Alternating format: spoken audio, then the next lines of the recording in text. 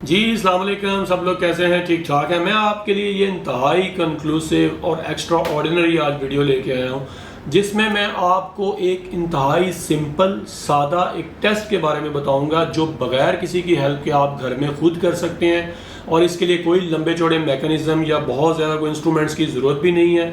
Just एक आपके पास BP apparatus होना चाहिए, और नॉर्मली घरों में डिजिटल बीपी अपरेटस यूज़ करते हैं तो उसी को आप इस्तेमाल कर सकते हैं।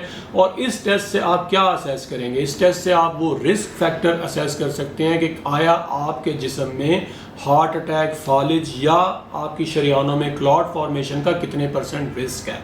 तो ये बहुत काम का टेस्ट है जिसको आप इंतहाई आसानी से परफॉर्म कर सकते हैं।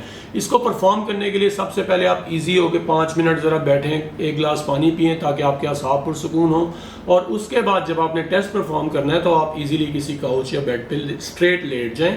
और सबसे पहले आपने ये करना है कि अपना बीपी अपरेटस जो आपके घर में मौजूद है वो ले लें।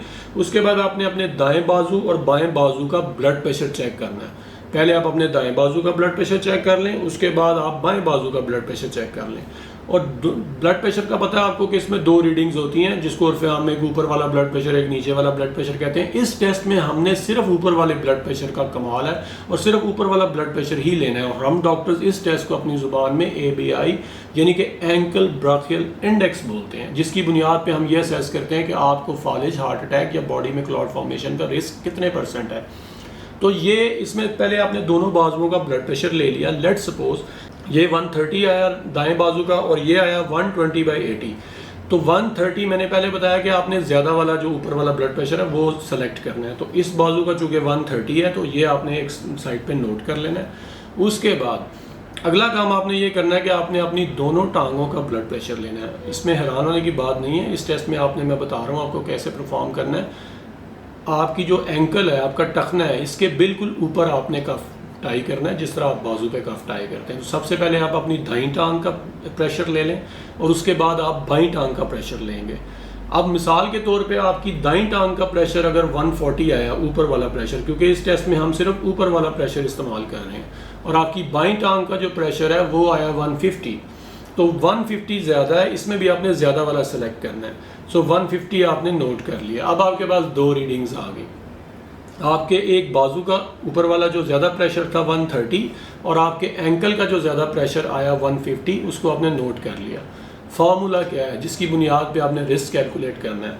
आपने अपना जो एंकल का प्रेशर है, जो इस वीडियो में मैं आपको बता रहा हूँ कि 150 है, उसको डिवाइड कर देना है आपके बाजू के प्रेशर से, जो कि इस वीडियो में मैंने आपको बताया 130 है। सो 130 को डिवाइड आपने किया, 150 को आपने डिवाइड किया 130 से, तो ये इसमें आपका आएगा 1.15। अब इसकी टेस्ट की नॉर्मल लिमिट्स क्या हैं?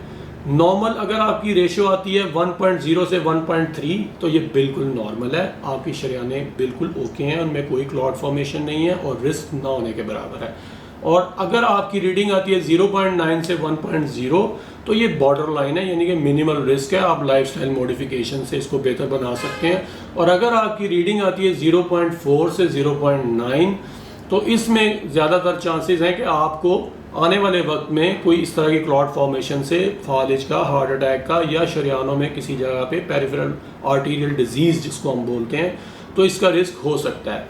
लेकिन सबसे ज़्यादा इम्पॉर्टेंट है कि अगर आपकी रीडिंग 0.4 से कम आती है तो ये ऐसे पेशेंट्स हाई रिस्क हैं कि उनकी शरीयानों में क्लॉट फॉर्मेशन का अमल होता है, जिससे हार्ट अटैक, फालिज या दीगर बीमारियां जन्म ले सकती हैं।